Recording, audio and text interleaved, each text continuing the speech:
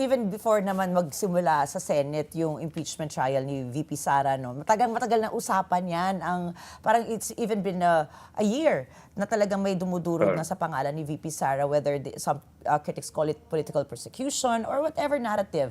Pero, hindi ka ba nagulat? Ikaw, you've been doing this is your expertise. Hindi ka ba nagulat na parang hindi natibag yung pangalan ni VP Sara? And I'm just curious, kahit na ganito napakaraming nangyayari around her, what could have been the variables? Bakit hindi natitinag yung kanyang pangalan bilang forerunner for the presidential? Good question, Ricky. In fact, we even saw an increase pa kay Vice President Sara Duterte by around 3 points, if I'm not mistaken, dito. So there's an increase pa.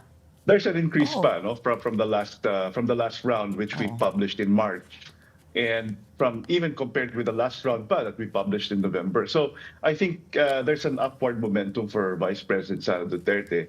And sabi mo nga, tama ka, medyo stable yung numbers si Sara Duterte at around 30+%, mid-30s, which is a respectable number, if you want to run for president.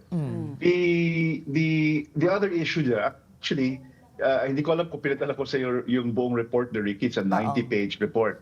Pero meron kaming tinatawag na factional partisanship na data. Minimeasure namin ilan ng tao na nag-identify as pro-Duterte, ilan ng tao nag-identify as pro-Marcos, at ilan ng liberal progressives, at ilan yung hindi nag-align sa any of those factions. We also saw a concomitant increase doon. It also increased doon sa number of tao na nag-identify as pro-Duterte. So palagay ko, nagko-correlate yung increase ng faction, ng base ng Duterte faction, as well as yung increase ng number ni Sara Duterte. In fact, mas slightly higher pa yung number ni Sara Duterte doon sa faction ng 37%. So, kasi 39% siya ngayon, 37%. So, ibig sabihin, meron din siya nako-convince na ibang mga hindi sigurado.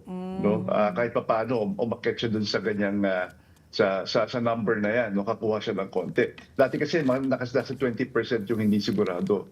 Mukhang nag-disperse towards her favor. But yeah, mukhang resilient ang numbers ni Vice President Sara Duterte at ang buong factional base ng Duterte faction.